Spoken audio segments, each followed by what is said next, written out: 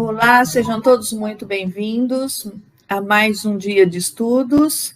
Eu sou Mara, dirigente regional de Suzano, trabalhando hoje junto, não é, com as diretorias, não é, de Itaquá, com a diretoria de Mogi, com a diretoria de Mauá e com a presença, né, do nosso palestrante que trabalhará conosco as questões socioemocionais aplicadas às práticas da educação física. Sinto-me bastante honrada de participar com este grupo, não é, de PCNPs que envolvem essas diretorias, porque, como sempre digo, juntos somos fortes, juntamos ideias, juntamos ideais, juntamos força de trabalho, juntamos conhecimento, e isso nos faz crescer. Então, muito contente, né, na data de hoje, de saber que é possível trabalharmos juntos e que essa pandemia nos trouxe essa facilidade, nos fez adaptar a essa situação e o quanto é bom conhecer o outro, conviver com o outro, aprender com o outro. Afinal, a aprendizagem ela se dá de forma sociointeracionista, não é isso? Bom, hoje fico feliz, não é? Principalmente com o tema de hoje, agradeço imensamente ao nosso palestrante, que tratará sobre as competências socioemocionais.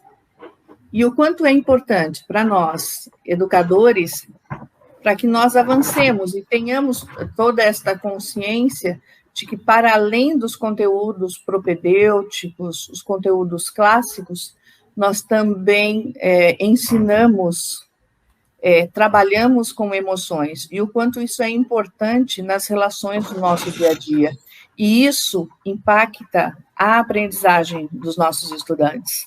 Então, desejo a todos um ótimo período, ótimas horas aqui, em que nós poderemos, com certeza, sairmos diferente de quando entramos. Com certeza sairemos com algo a mais, com um conhecimento a mais e diferente do que entramos.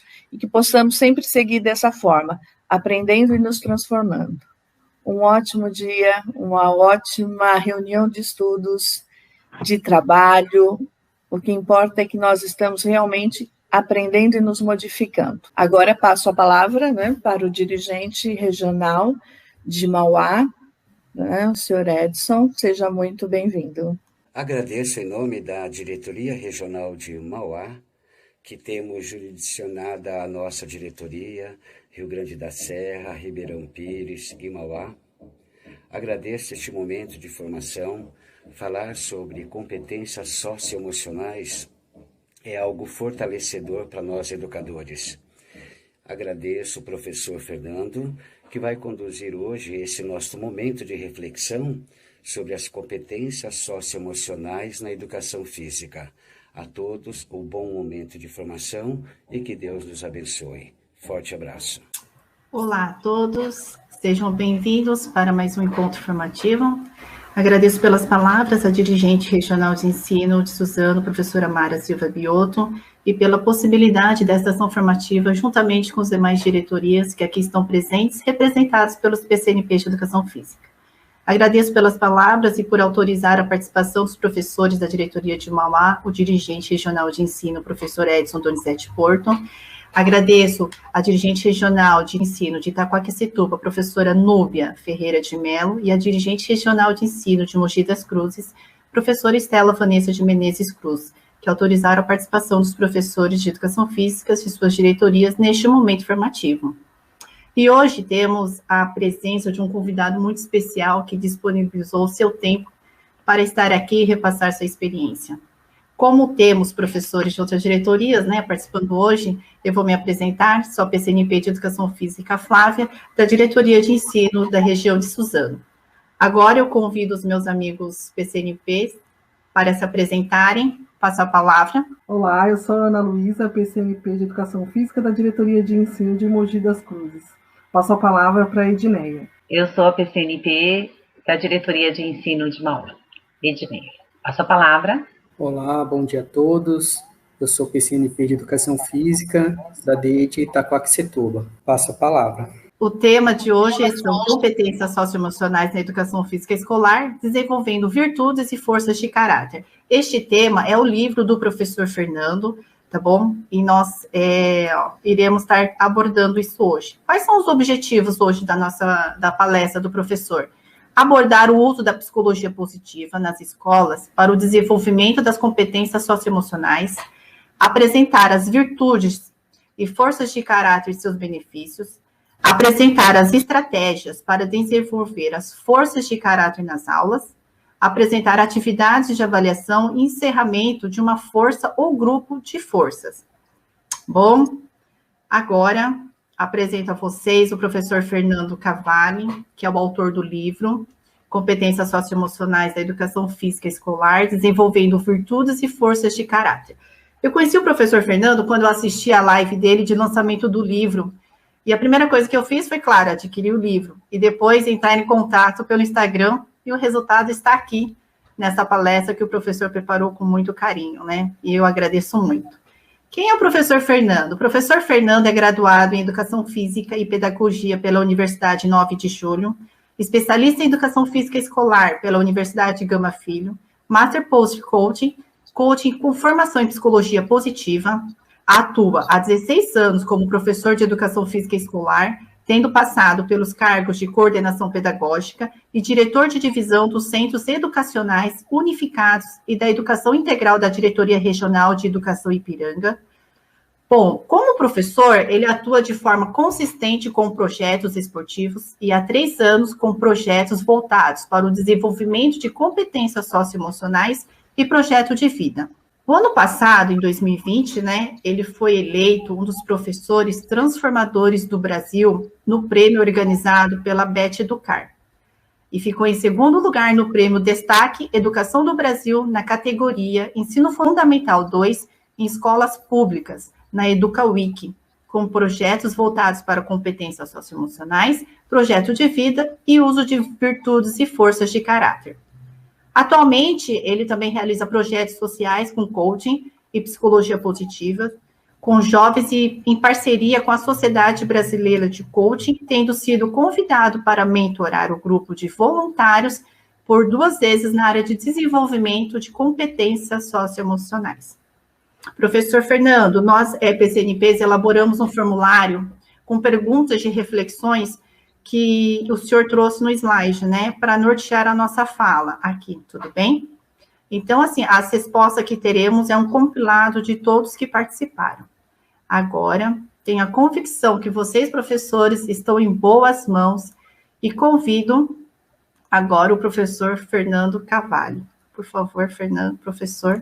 Obrigado, Flávia. Obrigado a todos os presentes. É um prazer falar para vocês. E é realmente um prazer saber que estou falando para tantos professores, colegas de área. Então, eu não gosto muito do termo palestra, eu prefiro a gente falar de roda de conversa, né?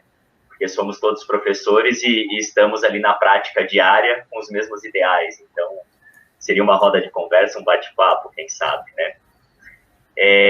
Essas perguntas que a Flávia diz, norteadoras, né? São perguntas, na verdade, que eu me fiz quando eu comecei a pensar nas competências socioemocionais, mais tecnicamente falando. Desde o começo da minha carreira nas quadras, eu sempre senti a necessidade de entender o relacionamento humano, né? Então, eu acreditava que não fosse só ali o meu papel passar conteúdos do meu componente curricular, mas isso lá no começo eu não entendia muito bem como era, mas a minha batalha sempre foi essa, né? Aproximar as relações humanas e ver como que eu poderia impactar de uma maneira mais positiva essas relações. E aí, como bem disse a Flávia, nos últimos 3 anos, eu comecei a aprender muito mais sobre essa área, até porque eu precisei na minha vida pessoal, né? Assim como diversos professores, eu tive o meu quadro de crise de ansiedade, depressão, e foi aí que eu tive contato com todas essas áreas mais de desenvolvimento humano em relação à psicologia positiva, e pelo impacto que isso teve em mim, eu passei a querer passar isso para a educação também. Foi aí que eu consegui trazer realmente a ciência para tudo aquilo que eu sempre sonhei em desenvolver na quadra, né? E aí tive resultados bem legais, e por isso de escrever um livro e querer compartilhar, que com certeza compartilhando o que deu certo com a gente tem a possibilidade de pessoas pegarem esse material e transformar em algo ainda melhor e impactar mais pessoas. Essa que é a ideia de divulgar aquilo que a gente faz, né? Para que as pessoas possam pegar, aproveitar e melhorar aquilo, com certeza, para que a gente possa fazer o nosso trabalho cada vez com mais qualidade. Flávia, se você puder pôr a apresentação. Então, essas são as 3 perguntas, né, que eu me fiz lá no começo e que, pelo que eu conversei com a Flávia, a gente vai fazer uma troca agora aqui nesse início, né, de palestra. Então, a primeira coisa que eu me perguntava é se devemos nos preocupar com essa temática.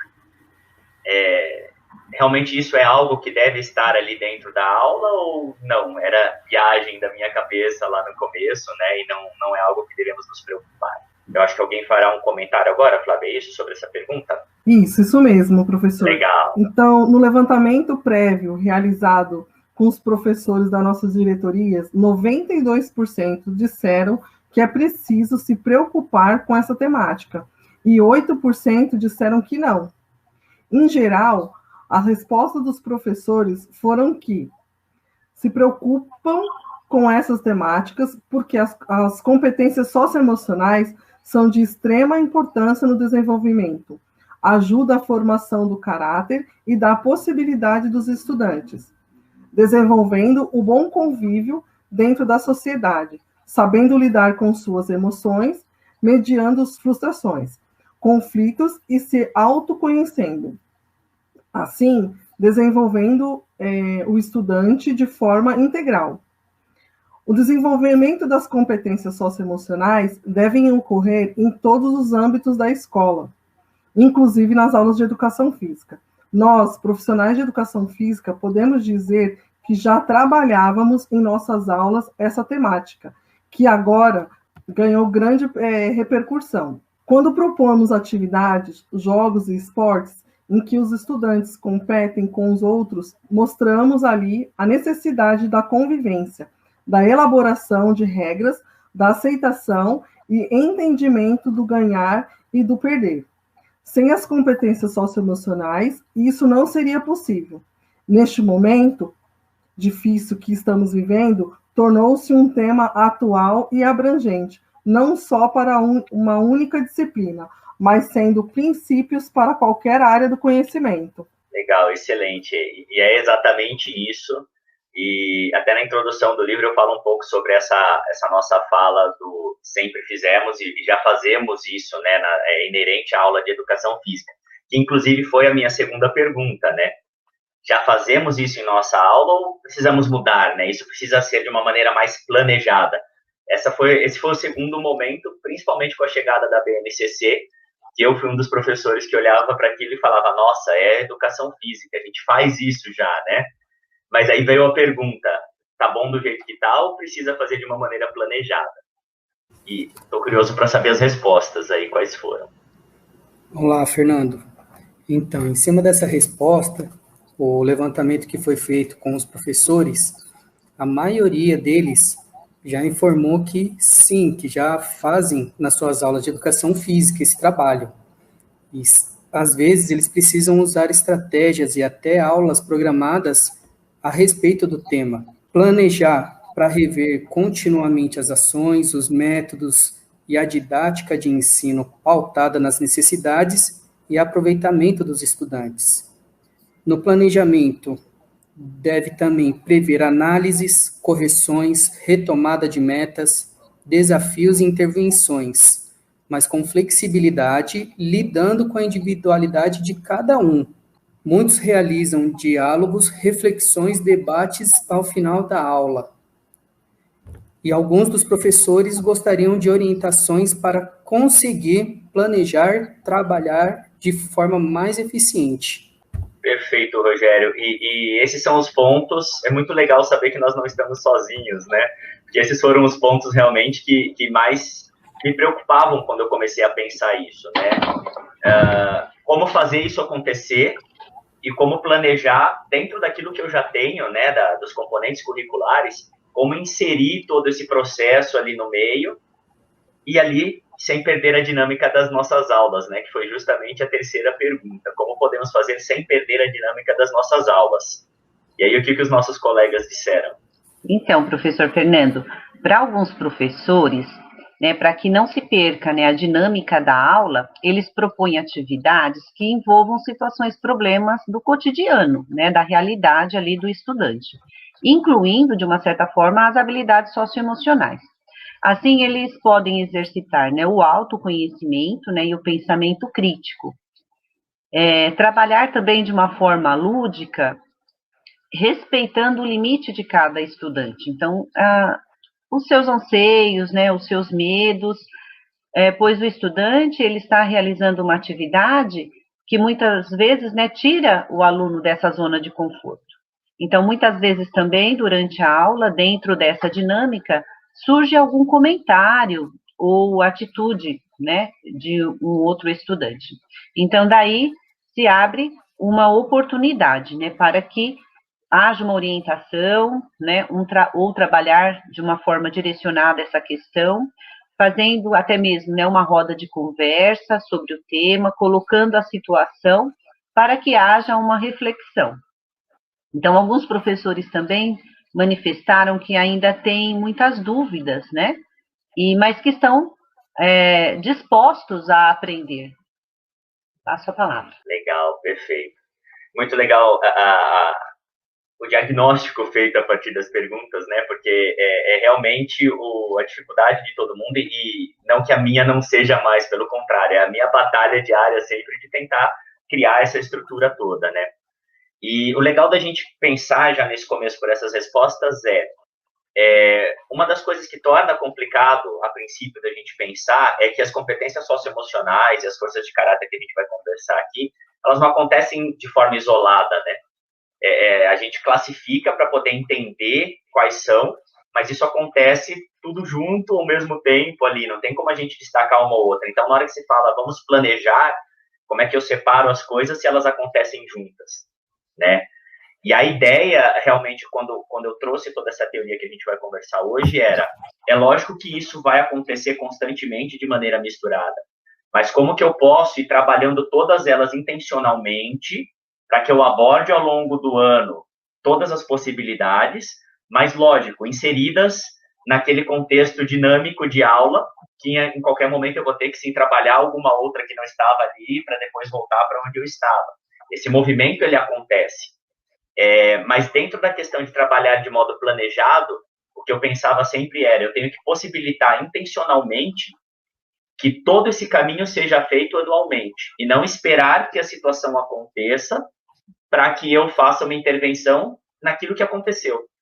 Porque senão eu posso não abordar intencionalmente, de modo focado, tudo aquilo que eu precisaria trabalhar. Então, esse era o pensamento inicial, né? E a questão de trazer uma atividade à parte foi realmente o meu começo. Eu trabalhei com projetos em contraturno para trabalhar e desenvolver as competências socioemocionais através da psicologia positiva, que a gente já vai falar um pouquinho mais o que é. E teve resultado realmente fantástico, assim, só que eu atingia 15, 20 alunos no projeto. E não era o que eu queria que isso atingisse a escola inteira, né? Então, como é que eu poderia fazer aquele projeto que não era a dinâmica da nossa aula, não era o conteúdo da nossa aula, mas que aqueles objetivos que eu tinha no projeto pudessem chegar nos alunos, né? E foi aí que eu comecei a tentar desenvolver uma metodologia que trouxesse tudo isso para a aula, que é o que a gente vai falar hoje ao longo dos próximos slides. Na verdade, é uma experiência. Essa palestra é a minha experiência de 3 anos tentando fazer isso, que resultou nesse livro, que é uma forma estruturada de trabalhar que eu criei para mim, né? E como eu disse, eu não considero um produto final, e sim um ponto de partida para que mais pessoas que gostarem da ideia e que fizer sentido possam pegar e melhorar cada vez mais a proposta. E aí eu venho abordando nessa conversa a ordem das perguntas, né? Então, o primeiro ponto eu preciso realmente pensar nisso, né? Será que as competências socioemocionais precisam ser trabalhadas? Por que eu pararia aquilo que eu já faço para me preocupar com isso e mudar a minha forma de trabalhar? Então, das diversas coisas que eu fui pegando por aí que justificassem, uma delas é realmente a questão da saúde mental, né? Então, aí são recortes que o material vai ficar depois para os professores olharem, isso a gente encontra em qualquer Google que a gente der, a gente acha diversas matérias sobre, mas uma coisa que sempre me preocupou, a quantidade de jovens com problemas de ansiedade e depressão, que é cada vez maior, e é um problema mundial, não é mérito só nosso aqui no Brasil, né? E isso vem se agravando e a pandemia agravou ainda mais. E muito mais que isso, saber que a profissão do professor é uma das profissões que mais tem problemas de afastamento por psiquiatria. E é algo chocante, porque você está falando de um ambiente educacional, né? Então, quando a gente pensa desconectado da realidade, a educação, a gente tem que pensar num ambiente prazeroso, de bem-estar, de alegria. E a gente que está ali dentro percebe isso acontecendo de uma outra maneira, né? Não vamos generalizar, é óbvio que tem muito lugar que não funciona dessa maneira, mas pela quantidade de professores adoecendo que a gente percebe que existe algo que não está legal, né? E não pode ser assim. A gente tem que tornar um ambiente mais favorável à educação, um ambiente mais feliz, e longe do professor ser um dos grupos de trabalho com maior incidência de problemas emocionais. E, além disso, ajudar o nosso aluno, né? Como que a gente pode deixar os nossos jovens dessa maneira? O professor, ele é a segunda maior influência na vida de uma criança, na média, perdendo só para os pais. Então, essas relações, elas precisam ser estabelecidas de uma maneira melhor, né? Então, isso é uma coisa que sempre me chocou. E me chocava ver as relações. Eu sempre tive relações muito boas com os meus alunos, e eu acho que muitos professores de educação física têm essa facilidade, né? Mas eu acreditava que esse mal não fosse me atingir. E em 2018, eu fui mais um para essa estatística, né? Eu tive depressão, crise de ansiedade, síndrome do pânico, e isso me chocou demais, porque eu não era esse perfil de professor, mas a carga, ela veio também para mim. E aí me fez voltar mais ainda o olhar para esse quadro, né? Poxa, se eu sempre tive boas relações, sempre fui muito feliz naquilo que eu fazia, e isso chegou em mim, né? O que está de errado nisso tudo? A gente realmente precisa trabalhar essas competências para a gente ter esse fôlego e isso não ser uma realidade. Nesse ano saiu o último modelo, né, a última versão do relatório do Fórum Econômico Mundial. E para as habilidades que têm que ser desenvolvidas até 2025, segundo esse relatório, são essas que estão na tela. E eu coloquei essas setinhas para mostrar, das 15 habilidades, todas essas setinhas são ou estão relacionadas a soft skills, habilidade socioemocional. Então, para mim foi chocante demais, porque a gente sempre pegava um equilíbrio de 50% ou hard skill acima, até um tempo atrás. Mas agora, praticamente todas elas são soft skills. Então, as empresas, as maiores empresas do mundo que se reúnem nesse fórum, estão falando que precisam de profissionais que tenham essas competências socioemocionais bem desenvolvidas. E aí a gente pode pensar como Google, Tesla e tantas outras, que hoje contratam pessoas sem olhar currículo, sem histórico profissional, muitas vezes sem a necessidade de uma graduação de nível superior, mas elas fazem testes socioemocionais e passam a criar escolas técnicas dentro da própria instituição para dar a formação técnica, porque a formação técnica para eles é muito mais fácil de ser passada do que desenvolver as competências socioemocionais. Então, essas grandes empresas, elas estão muito mais focadas nisso. Aquela frase que a gente falava, né?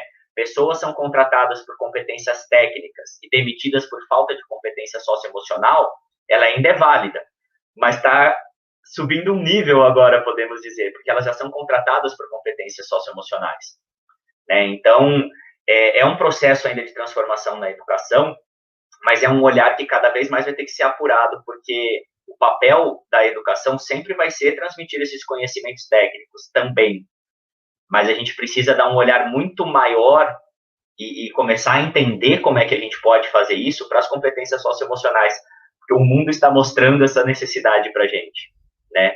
E aí esse recorte, esse slide daria para a gente conversar durante 1 hora e meia só sobre o que está aí na tela, né?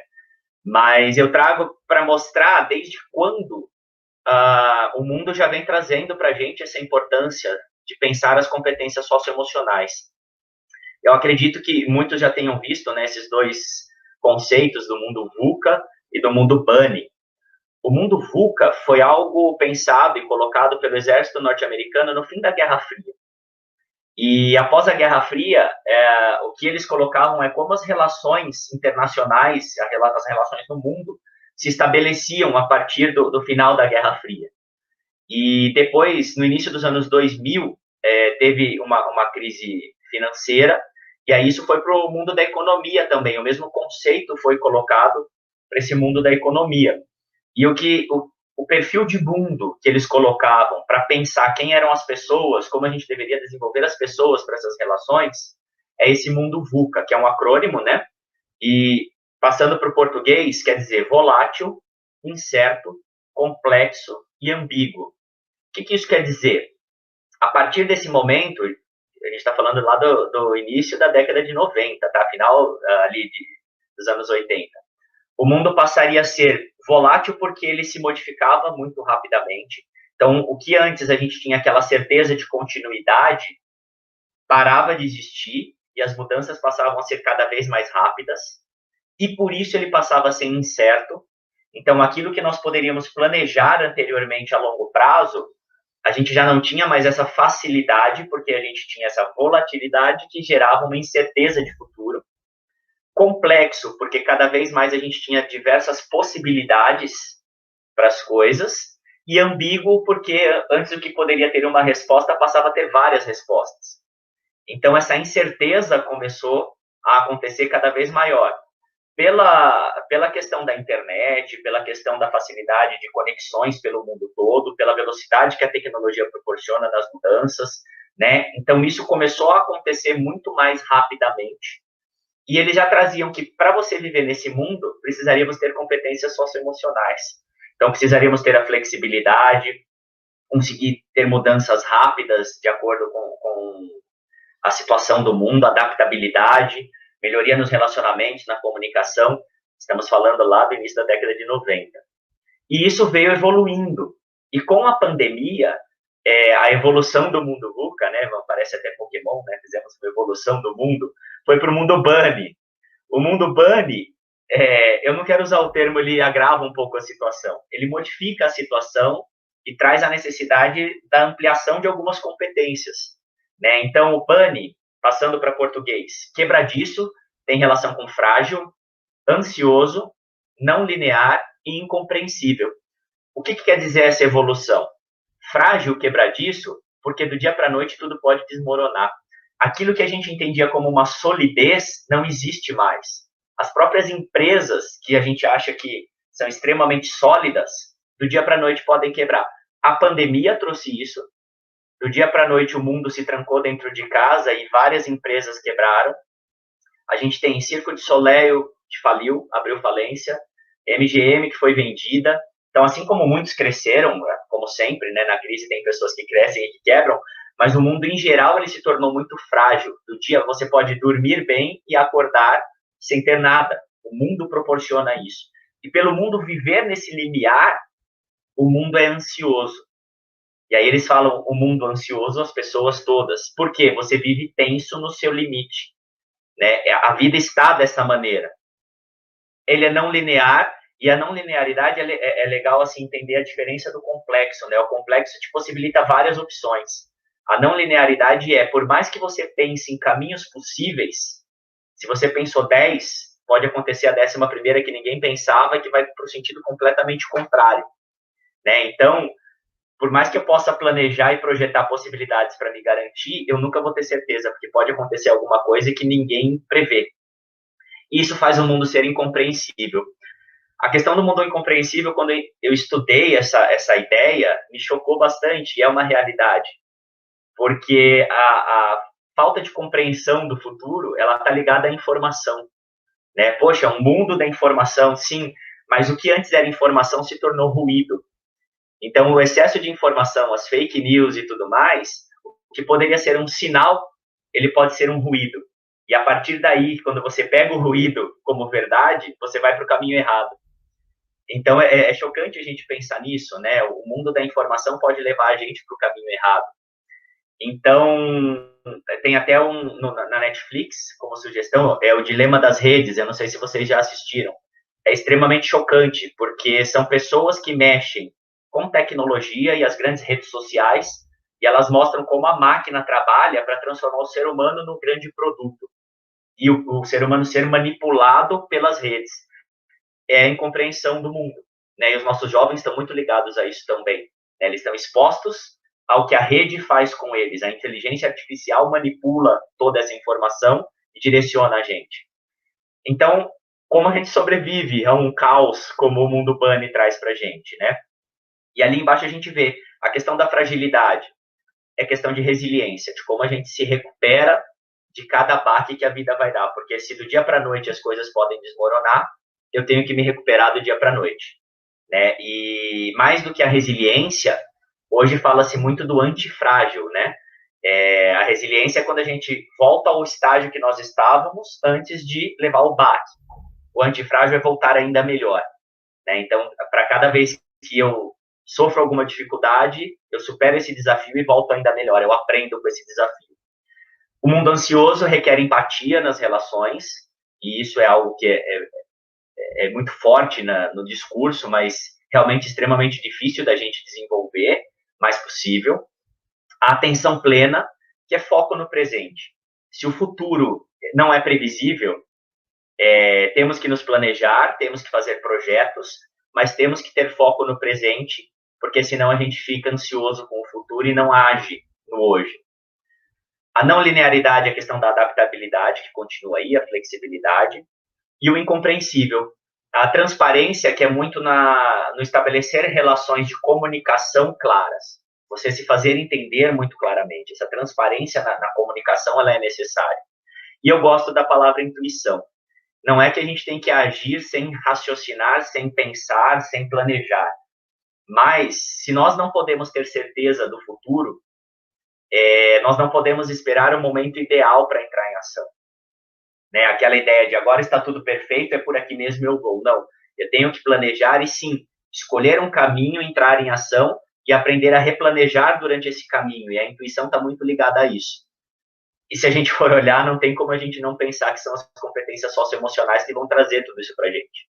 Esse é o mundo que a gente vive hoje. Então, eu acho que esses 3 slides, eles mostram realmente a importância da gente pensar isso não só para o nosso aluno, mas para a gente. Porque nós não tivemos essa formação e para a gente muito mais difícil é literalmente a ideia do trocar a roda com o carro andando, porque além de formar o nosso aluno, a gente tem que aprender, a gente não pode dar o que a gente não tem. E eu acho que essa é a primeira parte do desenvolvimento das competências socioemocionais no professor. Ter essa calma e essa tranquilidade de entender que eu preciso aprender para ensinar. E isso é gradual para mim também. Né? Assim como para o meu aluno vai ser, para mim também é. E eu pensei muito nisso durante o desenvolvimento da metodologia. Porque eu tentei ensinar algo que eu também não tinha. E aí essa metodologia eu criei algo que eu pudesse aprender com o meu aluno com aquela paz de espírito, com aquela tranquilidade de isso vai ser um processo, não vai ser do dia para a noite, como a educação não é, né? Ela é algo gradual sempre, em qualquer aspecto. Aí, isso, pelo que eu vi do material, que é excelente da SEDUC, do Instituto Ayrton Senna, né? A Flávia me compartilhou muitas coisas nas conversas que nós tivemos, né, Flávia? E, assim, o material é riquíssimo. E isso é só um resumo de tudo aquilo que a gente pode encontrar sobre a importância de desenvolver competência socioemocional. Né? Como eu disse, os slides estarão com vocês depois, a gente não vai ler, mas, poxa, só pela quantidade de pontinhos que a gente coloca aí, depois vendo a importância desses pontinhos, a gente vê que é algo realmente necessário. Eu queria focar muito nos próximos slides, Flávia, que aí eu começo a falar do porquê trabalhar virtudes e forças de caráter, tá? Então, vamos lá, até tirando algumas questões que sempre surgem. Virtudes e forças de caráter, elas são a base da psicologia positiva. A psicologia positiva ela é uma ciência, né? É uma ciência nova, ela começa ali no início dos anos 2000. Por que é importante falar que ela é uma ciência? Porque, apesar do nome psicologia positiva, ela não é uma ramificação da psicologia tradicional. Né? Então, não é somente o psicólogo que pode trabalhar com a psicologia positiva, porque ela não faz parte da psicologia tradicional. Ela é uma ciência à parte. Por que ela é uma ciência à parte? Ela é estudada por profissionais e cientistas de várias áreas, de vários ramos. Então, ela não é feita para psicólogos e por psicólogos. Né? Você não precisa ter esse título para trabalhar com ela. Então, qualquer um que se debruçar sobre esse conhecimento pode trazer esse conhecimento para a sua área e aplicar. Então, o psicólogo usa, sim, o psicólogo pega lá a psicologia positiva e traz, mas qualquer outro profissional pode pegar essa formação e trazer para a sua área também. Isso é uma coisa, um ponto positivo que eu já trouxe ali dessa ideia. O outro ponto positivo, existem vários estudos publicados em forma de artigo, de livros, que já mostram o uso das virtudes e forças de caráter, e os próximos slides vão mostrar isso para a gente, um resumo desses artigos, os benefícios do uso das virtudes e forças de caráter e como foi feito. Então, já existe uma validação científica que comprova o resultado do uso das virtudes e forças de caráter. E vários deles estão relacionados às competências socioemocionais, e existem estudos específicos em escola que mostram que trabalhar as virtudes e forças de caráter desenvolvem competência socioemocional. Então, assim, parte do caminho que eu teria que percorrer de como fazer, isso já traz para mim ali pronto. Os modelos já estão prontos, validados. Então, isso também chamou a minha atenção na hora de trabalhar. O pai da psicologia positiva, podemos falar assim, é o Dr. Martin Seligman. Ele é psicólogo, lá da Universidade da Pensilvânia. Ele foi presidente da Associação de Psicologia Norte-Americana, lá na Pensilvânia também. E qual era a ideia dele quando ele pensou as virtudes e forças de caráter? Como psicólogo, ele sabe que existe o DSM, que é um livro que os psicólogos e os psiquiatras usam para mapear doenças, né? Então, é um livro bem grosso ali, que tem todas as doenças registradas, e é algo que foi feito para padronizar as doenças, para que o mundo inteiro possa fazer intervenções de acordo com o que está ali naquele manual de uma mesma maneira. Mas ele acreditava que não só a psicologia, mas pessoas que pensassem em desenvolvimento humano precisavam focar no positivo, né? Então, o foco é muito grande no negativo. Como eu recupero a pessoa que está lá no menos 10 e trago ela para o zero? Ele queria que tivesse algo que pudesse pegar a pessoa do 0, do 1, do 2 e levasse ela para o número maior possível. Por quê? Ele queria dar recursos para essa pessoa que possibilitassem que, quando ela levasse aquele baque da vida, ela não passasse para o negativo, ela não precisasse adoecer e ter um tratamento, ela conseguisse se manter antes disso. E aí ele falou, preciso criar um manual que mostre quais são as virtudes das pessoas, se já existe um manual do negativo, qual é o manual positivo, e que me permita intervir para que eu desenvolva essas pessoas, para que elas tenham esse saldo positivo. E aí ele reuniu 55 pesquisadores, cientistas de diversas áreas, para começar a buscar quais eram as virtudes humanas que pudessem ser reconhecidas no mundo todo, em várias áreas do conhecimento, então psicologia, filosofia, sociologia e várias, até cartões de aniversário, lápides de cemitério, eles foram ver, para ver essas palavras, onde elas impactavam no mundo todo e entender onde elas seriam valorizadas. E ao longo de 2.500 anos de existência da civilização. Porque ele queria garantir que, na grande maioria, essas virtudes, em qualquer lugar que ela fosse falada, ela fosse reconhecida. Depois que eles reconheceram 6 virtudes, eles queriam saber os caminhos para chegar a essas virtudes. E aí eles chegaram às forças de caráter. Então, quais são as forças de caráter das pessoas que têm que ser desenvolvidas para atingir cada uma das virtudes? Tá? Depois a gente vai falar especificamente sobre elas, eu só queria mostrar assim, o panorama do porquê que isso existe, né? E de tudo que já foi feito até hoje com essa teoria do Dr. Martin Seligman, os benefícios que já foram alcançados e que a gente pode encontrar são esses que eu trago para vocês. Eu vou fazer uma leitura rápida, mas que eu acho importante da gente entender a minha escolha sobre trabalhar com isso, né? Os impactos que já foram comprovados. Então, primeiro, gera engajamento e bem-estar nas pessoas, né? Então, pensar em bem-estar e engajamento nesse cenário que a gente acabou de ver ali como justificativa para a gente desenvolver competências socioemocionais é muito importante. Aumenta em 18 vezes a chance de florescimento humano. Florescimento humano é mais um termo usado pela psicologia positiva. O Dr. Martin Seligman diz que nós temos 5 pilares que formam o acrônimo PERMA, que a gente precisa desenvolver para atingir o bem-estar e o florescimento humano. São as emoções positivas, o engajamento com a vida, os relacionamentos positivos, a noção de significado e propósito de vida e realizações pessoais. Hoje fala-se também de um V que poderia entrar ali de vitalidade, de energia, né? E olha que legal, se eu desenvolvo as virtudes e as forças de caráter, eu aumento em 18 vezes a chance de atingir todos esses pilares.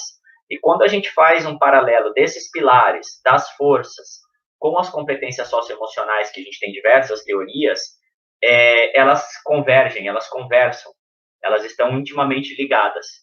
Então, já é mais um caminho favorável para pensar em usar as virtudes e forças de caráter. Casais que conhecem suas forças têm relacionamentos mais positivos.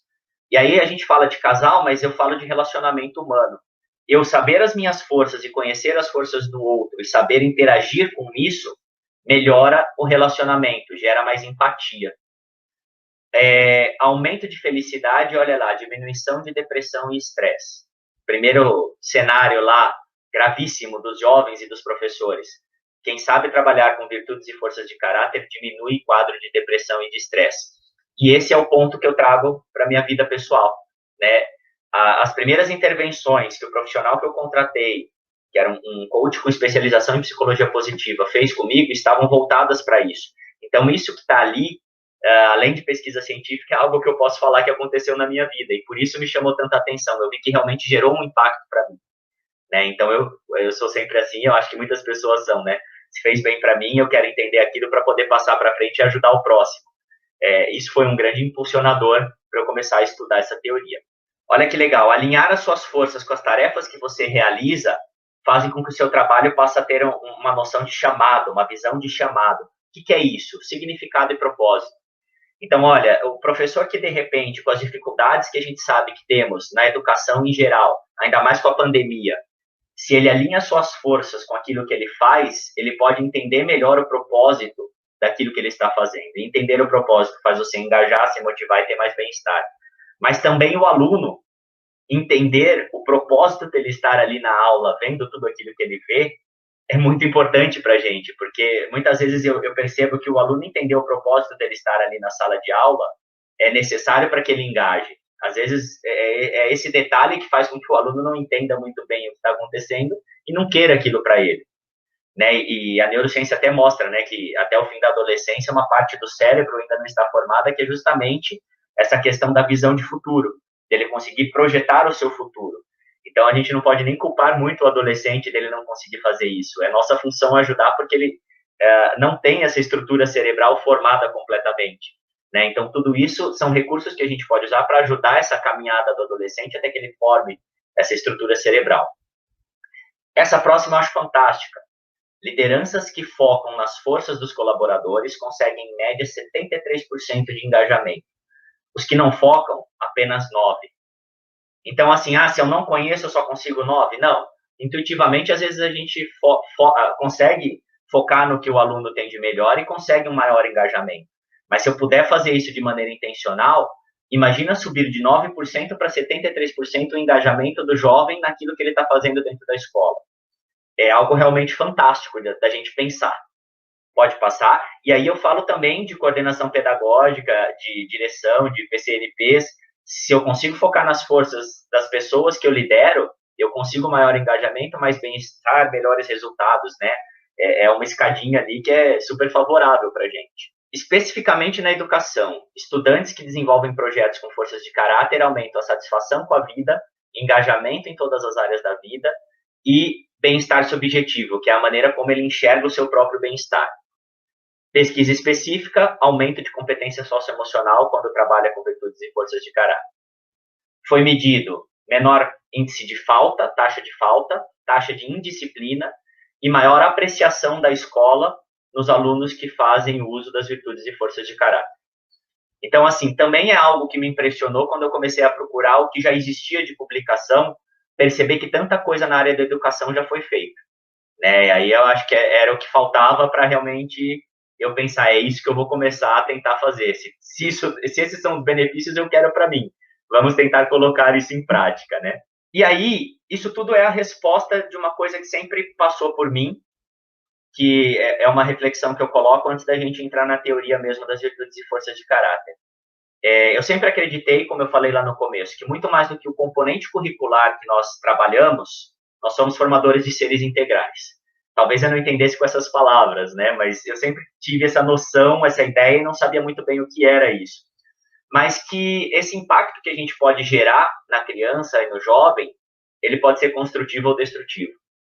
E se nós somos, em média, a segunda maior influência na vida desse jovem, perdendo só para os pais, para a família, isso é muito importante de ser pensado, é uma responsabilidade gigantesca. Né? Eu lembro aqui que depois dos meus 3, 4 primeiros anos, quando eu percebi alunos que estavam nesse período comigo, fazendo coisas que eu fazia, caiu uma ficha muito grande. Eu falei, graças a Deus, eu sempre fui um exemplo positivo, porque ele está reproduzindo exatamente o que eu faço em aula. E não as palavras, e não os conteúdos, mas a minha postura, a minha atitude. Né? Então, é muito difícil a gente falar de competência socioemocional com o nosso aluno se a nossa postura enquanto ser humano, enquanto adulto, não é aquilo. Não vai adiantar eu falar se eu não sou. E isso, assim, quando eu vi esse aluno fazer, foi algo que me impactou demais. Né? E, infelizmente, a gente vê, e, mais uma vez, eu não estou culpando nenhum professor por isso, mas a gente vê relações não positivas. A gente conversa com crianças ou com adultos que têm lembranças negativas da escola e descrevem situações de sala de aula que ele carrega até hoje com impacto negativo, assim como positivo. Né? Então, a gente gera essa situação na vida da pessoa, não é momentâneo. Né? Então, nós precisamos sim nos desenvolver para poder ter esse impacto construtivo e positivo. Né? É muito importante a gente pensar nisso, porque a responsabilidade é gigante. Não é só o componente curricular, é uma pessoa como um todo, é um ser integral. Então, aí estão as famosas virtudes e forças de caráter. É óbvio que nesse tempo que a gente tem, eu não vou descrever cada uma delas, é impossível. E aí eu faço o convite para quem quiser me seguir lá no Instagram. Eu faço muita postagem sobre isso. No final eu tenho a gente coloca um slide aí sobre as minhas redes sociais. Lá vocês vão encontrar as definições das virtudes e das forças, o que são, o que não são, como impacta, como não impacta. Eu coloco muitas ideias de como a gente pode usar e falar sobre isso, como elas acontecem em sala de aula, na quadra. Então, eu estou sempre atualizando o meu material ali. E também, é claro, disponível para conversar com vocês ali, como a Flávia fez, né, Flávia? Sempre disponível, podem mandar dúvidas, perguntas, sugestões, comentários. Eu gosto muito dessa interação, porque é justamente essa interação que faz eu não ser um cavaleiro solitário nessa área, né? Interagir com os colegas para que os colegas possam levar e me dar feedback, para a gente ter mais cabeças pensando sobre o assunto e enxergando de maneiras diferentes, né? Para que não seja uma visão única desse conteúdo. Então, aí estão lá em cima 6 virtudes, nos hexágonos coloridos ali, vermelho e laranja, e na linha embaixo dessas virtudes são as forças de caráter que compõem cada uma das virtudes. Né? Então, se a gente for falar, por exemplo, da força da justiça, as forças de caráter são imparcialidade, liderança e trabalho em equipe. Né? Eu pego a justiça quando eu falo com professores de educação física, porque tem tudo a ver com o que a gente faz, né? Mas também a gente pode falar em generosidade, amor e inteligência social na nossa aula. Muito a gente pode falar. Todas elas nós podemos trabalhar. Eu vou mostrar um pouquinho na sequência como eu faço isso, a maneira que eu encontrei. Já antecipo, assim, essa maneira ela foi criada ao longo de 3 anos de muita luta, porque eu errei bastante e tive muitos resultados que eu falei, gente, impossível. E foi justamente nesses desafios que eu fui criando essas estratégias de alguma forma que eu pudesse chegar. Mas o principal erro que eu cometi, ele está ligado ao que eu falei lá atrás. O professor precisa ter a calma de se desenvolver junto com o aluno, porque a gente tem que aprender isso para poder ensinar, porque a gente não foi ensinado a ser e fazer assim. E esse foi o meu principal erro, querer já chegar lá no final, sendo que eu mesmo não tinha toda essa estrutura. E a ideia do caminhar que eu criei aqui com essa metodologia é justamente essa, tá? O que é importante falar aqui antes da gente seguir, que com certeza é a dúvida de muitas pessoas. As 24 forças de caráter são forças que todo ser humano tem. E não existe nenhuma força mais importante do que a outra. Todas são importantes. O que muda quando a gente fala dessas forças de caráter? Pelas interações sociais que nós temos ao longo da vida, nós vamos desenvolver mais ou menos algumas forças. Temos todas, mas desenvolvemos mais ou menos algumas dessas forças. Por que é importante saber disso? Porque se eu sei quais são as minhas principais forças de caráter, eu trabalho o autoconhecimento, eu passo a poder usar de maneira intencional, raciocinada, o que eu tenho de melhor para resolver os meus problemas. Eu posso entender o meu colega e começar a entender por que ele pensa e reage diferente de mim. Porque ele tem outras forças com maior valor para ele do que para mim. E aí eu passo a ter o respeito de uma forma mais elaborada e mais do que o respeito, o apoio do grupo para resolver problemas. Porque eu começo a entender que naquilo que eu tenho dificuldade vai ter alguém que tem facilidade, porque são características diferentes. E eu começo a permitir a exploração dessas relações dentro de um grupo. Né? A gente falou de casais lá na pesquisa que já tem resultados, mas isso vale para um grupo todo. Eu começo a entender que eu vou ter dificuldades em algumas áreas da vida, porque algumas forças de caráter estão em menor grau. E não tem problema se justiça de repente, ali a justiça, é uma das minhas piores qualidades. Não quer dizer que eu sou uma pessoa injusta ou uma pessoa ruim. Quer dizer que eu costumo resolver os meus problemas usando outras forças, com maior impacto. Eu não vou ser aquela pessoa que vê alguma coisa acontecer e já vou lá falar e discutir porque não é o meu perfil. Mas não quer dizer que aquilo não me incomode e eu goste da injustiça. Então, é muito importante a gente começar a entender essa questão, porque principalmente o jovem, quando você começa a pedir para ele pensar nisso, no início ele vai achar ou que ele é bom em tudo ou que ele é ruim em tudo, né? E é o tempo que vai fazer ele ter esse autoconhecimento e entender que é mais importante ele saber naquilo que ele realmente é mais desenvolvido do que ele querer ser bom em tudo para falar que ele é bom em tudo. E isso vai fazer parte do processo de ensino dessas qualidades. Outra coisa que eu fiz ali nesse momento foi, eu peguei o Big Five, que é utilizado ali pelo Instituto Ayrton Senna e pela SEDUC, né, das competências socioemocionais, vai estar inclusive aqui num dos slides, e comecei a entender as relações das forças com as competências. Tem alguns nomes, inclusive, que são os mesmos, né? Se a gente for falar de criatividade, ela é uma das competências que estão ali. A diferença é, força de caráter, a gente está falando do traço de personalidade. Competência socioemocional são características, habilidades que a gente pode desenvolver para trabalhar essas interações com o mundo. Tá bom. E o que uma vai impactar na outra?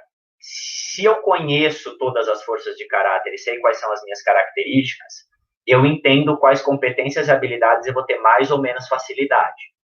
Então, eu já posso abusar mais das competências que eu tenho relação com as forças e estar preparado para ter um trabalho diferenciado, um olhar diferenciado para aquelas habilidades que eu sei que eu não vou desenvolver com tanta facilidade por causa dos meus recursos, que são as forças de caráter.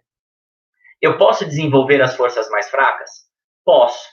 Né? O Dr. Martin Seligman fala que trabalhar com forças de caráter é como desenvolver uma língua, uma nova linguagem, uma nova língua. É processual. Só que até os 6 anos, por aí, eu já formo muito a estrutura do caráter, e algumas fases da vida fazem algumas transformações acontecerem, né? O processo da adolescência, o casamento, ter um filho, alguns impactos emocionais, isso muda ao longo da vida. Mas a base, ali na infância, início da adolescência, ela já está mais ou menos articulada. Se eu precisar desenvolver uma força, eu consigo.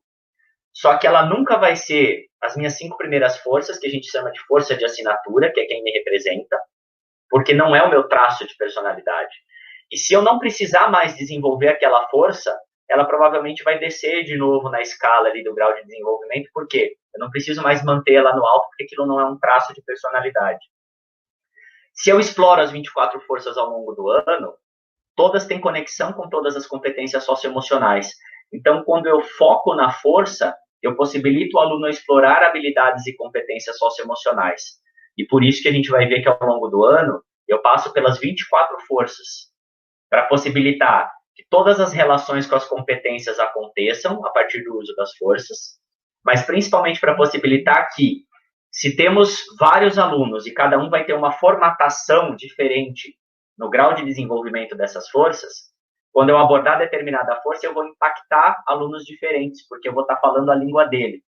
Se eu abordo as 24 forças, eu vou dar a chance de todos os alunos, em algum momento, ter as suas principais forças abordadas. E esse é o momento que ele vai se sobressair. Automaticamente isso acontece. E aí é lógico, quando ele começa a entender esse processo, isso acontece de uma maneira mais intencional. No começo ela é automática, porque se eu falar de criatividade para alguém que é criativo, a pessoa já começa a sorrir e engaja. Se eu falar de criatividade para quem não tem essa força, ela vai ficar ali, mas não vai ficar muito contente, né? Então eu dou a possibilidade de abordar o potencial de todos os alunos. E por essas relações que as forças têm com as competências, eu acabo possibilitando a gente passar por todas as competências de maneira intencional. Pode passar, por favor, Flávia. Qual é a minha intenção quando eu penso nesse projeto e nessa metodologia? Possibilitar que todos os alunos tenham destaque pelos seus superpoderes, e eu trabalho, quanto mais jovem, mais eu trabalho nesse aspecto, as suas forças são seus superpoderes. Quanto mais você usar os seus superpoderes e saber como eles funcionam, e souber como eles funcionam, você vai ter mais rendimento, você vai ter mais bem-estar, você vai ter melhores resultados. Então, a gente trata muito como superpoderes. Fazer o aluno acreditar que ele é capaz e tem muito mais a oferecer. Né? A gente vê muito a questão da baixa estima, e quando o aluno isso funciona muito para os alunos problema da escola, né? Aquele aluno que é sempre massacrado pelo mau comportamento, e a escola tem uma relação de ódio ali na questão de ele levar muita bronca, muito castigo, dele brigar, é aquela coisa pesada, e normalmente se a gente for ver fora da escola é a mesma coisa para esse cara, então coitado, ele só apanha, então ele acha que ele não tem nada a oferecer. Quando ele começa a descobrir que ele tem essas forças, esses superpoderes, você começa a mostrar para ele que ele também tem algo de bom a oferecer. E são transformações incríveis quando cai a ficha para esses alunos. É algo muito legal de se ver. Eu já tive muita situação assim, e é algo emocionante da gente ver a transformação que a gente causa quando ele entende que ele tem algo de bom a dar, né? Que ele pode oferecer alguma coisa onde alguém vai dar um sorriso e fazer um elogio. É muito legal trabalhar por esse caminho. Então, fazer o aluno acreditar que é capaz de crescer sempre e ser alguém melhor. O reconhecimento do outro e do grupo, né? Então, fazer esse trabalho deles entenderem os superpoderes do outro e do grupo e como abordar isso de uma forma positiva para o grupo como um todo. E o foco em solução. Quanto mais a gente coloca o foco nessas forças, mais eu tenho estratégias para resolver os desafios da aula e do cotidiano com foco em solução no positivo. Eu dou recurso, ensino a usar o recurso, crio estratégias, e aí tudo que passa a acontecer na aula com o tempo passa a ser resolvido com superpoderes, ao invés de ser resolvido com discussões, com brigas e tudo mais. Então, essa é a estrutura que eu fui montando ao longo desse processo. Como que é a estrutura total da metodologia que eu fui criando? Primeiro, eu divido as 24 forças pelo calendário escolar. E aí não tem uma ordem ideal, um tempo ideal. O importante é abordar as 24 forças, tá? Então, não tem como eu falar, trabalhe 2 a cada 15 dias, 1 a cada 15... Não.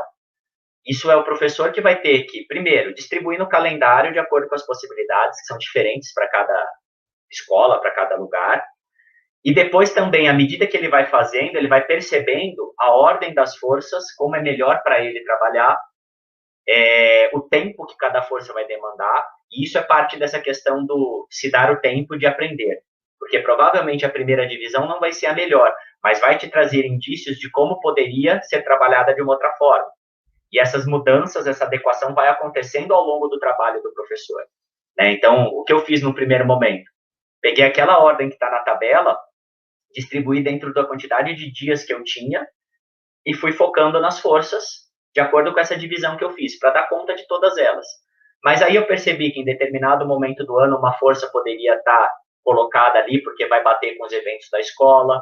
O planejamento que eu fazia de algumas atividades conversavam mais com uma força, e ao longo dos anos eu fui mudando a distribuição delas. Por que eu não ponho nenhuma sugestão? Porque isso é muito pessoal, é muito subjetivo. Né? É a experiência e a relação com o seu ambiente, com os seus alunos, que vai fazer isso acontecer com o tempo. Repetição anual, então, é importante, porque se a gente não faz a repetição, a gente não vai criar essa estrutura de acordo com a nossa realidade, e é a repetição que vai trazer o amadurecimento do professor e do aluno em relação às competências socioemocionais. Não tem como, não tem outro caminho. Né? Eu vou mostrar como que eu penso essa evolução gradual no próximo slide. Foco no autoconhecimento, então tanto o professor quanto o aluno vão trabalhar isso o tempo todo para que ele crie novos hábitos e essa nova cultura voltada para as virtudes e forças de caráter. Aqui são 2 termos muito importantes, o sistema de ativação reticular e a plasticidade neural.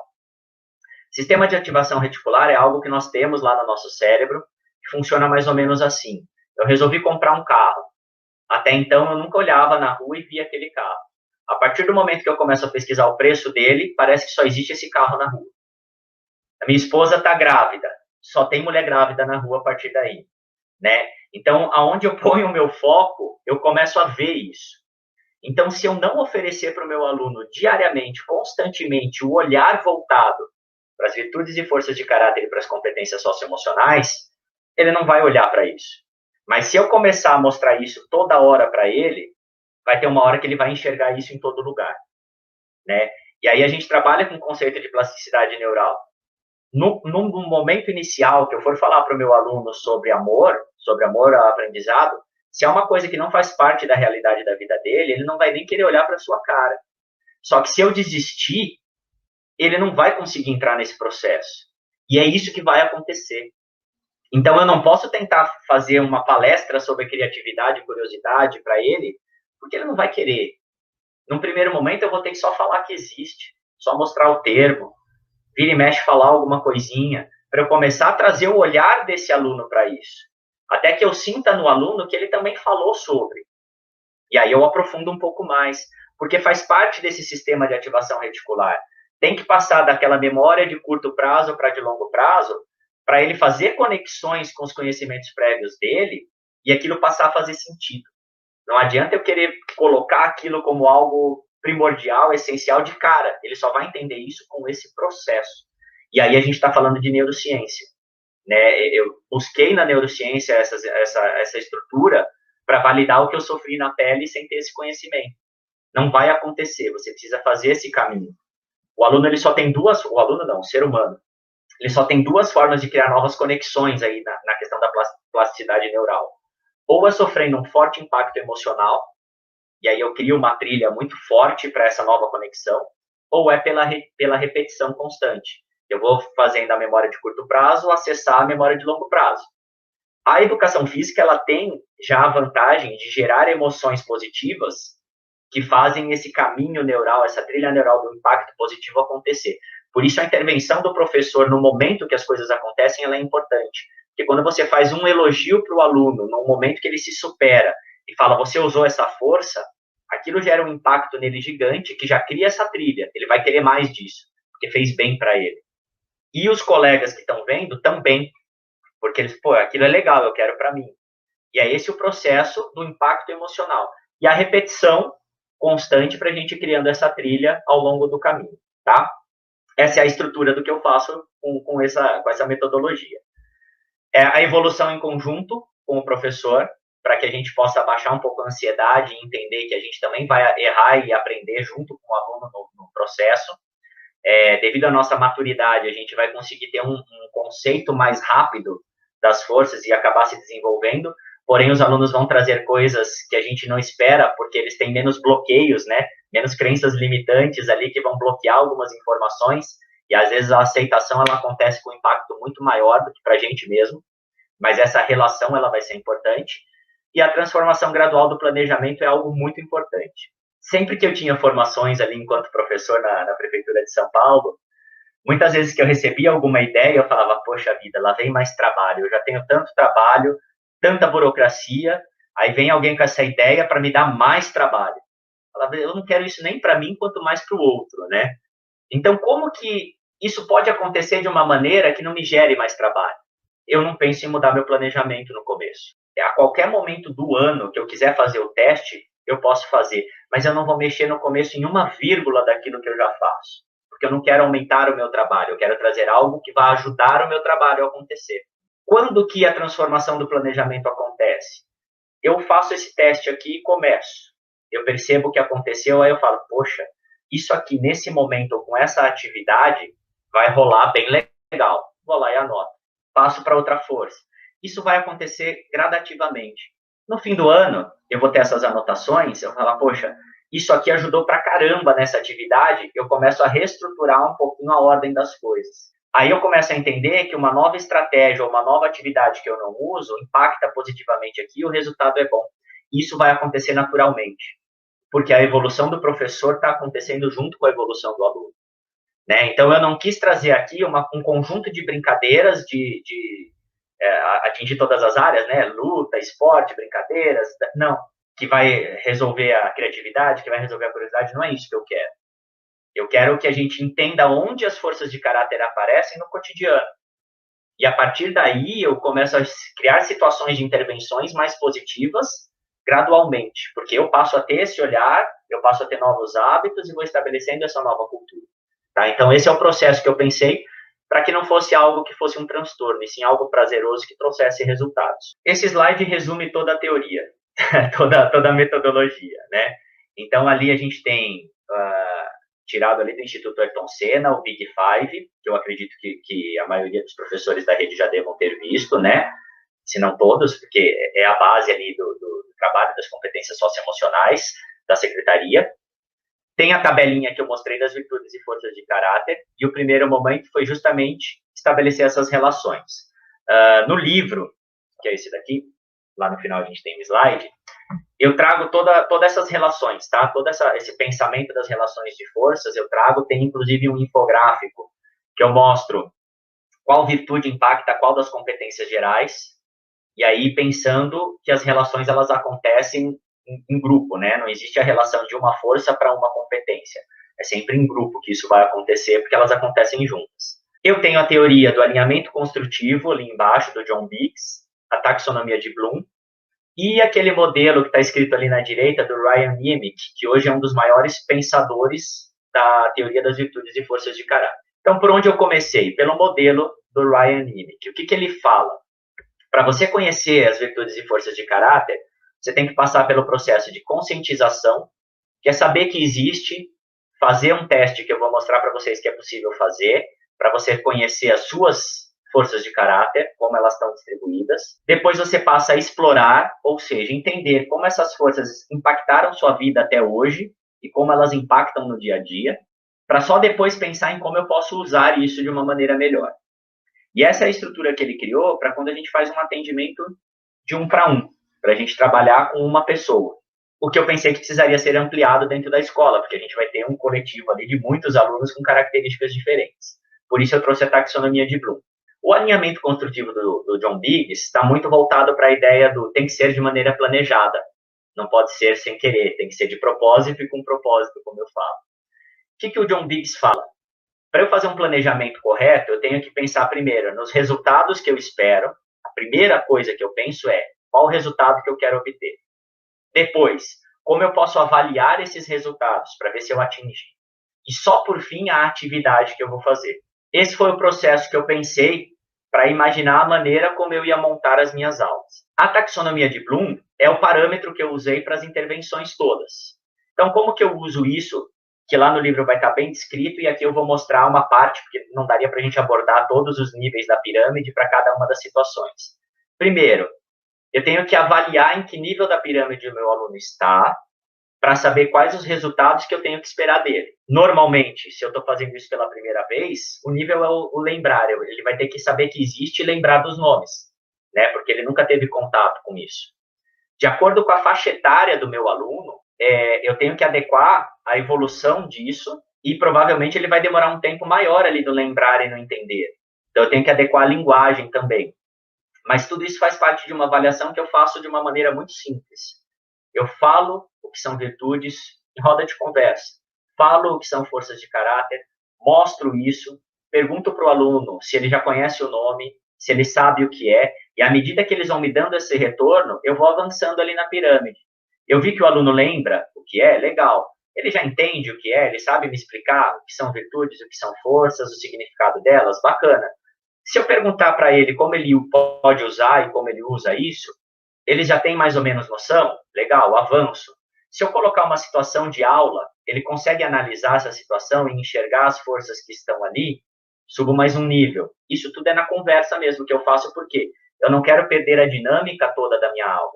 Então, essa avaliação é uma coisa que eu faço em uma aula ou menos, para sentir no meu aluno como ele está. Ele pode registrar ou não. O importante é eu entender o nível de conhecimento dele nesse momento do assunto, né? Se ele já sabe avaliar uma situação e sabe criar situações de projetos, tal, ele já está lá em cima. Esse é o primeiro ponto no início do ano que eu faço com o meu aluno. porque aí eu vou entender em que nível ele está. E aí, nos próximos slides, eu vou mostrar como que eu estruturei os resultados que eu espero do meu aluno para cada nível da pirâmide, o que eu penso, como eu penso em avaliar cada nível da pirâmide, e como que eu interajo com o meu aluno ao longo das aulas, de acordo com o nível que ele estiver também, tá? Essa é a estrutura toda da metodologia. Então, de uma maneira bem breve, porque aí vai depender muito do professor estruturar da sua maneira. Mais uma vez, aqui, todos os níveis da pirâmide, para cada uma dessas etapas, eu vou discriminar da maneira que está aí na tela. Esses trechos eu tirei, inclusive, do livro. Mas o professor ele pode criar isso se ele entender cada um dos níveis da pirâmide. Né? O que cada nível da pirâmide espera dele, ele pode criar isso como se fosse uma rubrica, né? E as intervenções que ele vai fazer. Aqui eu criei da minha maneira, com a ideia de ser um pontapé inicial para a pessoa que quer pegar e ler. O que eu tenho que esperar do aluno que está aqui, quais as perguntas que eu tenho que fazer, qual a intervenção, está tudo discriminado certinho da maneira que eu fiz.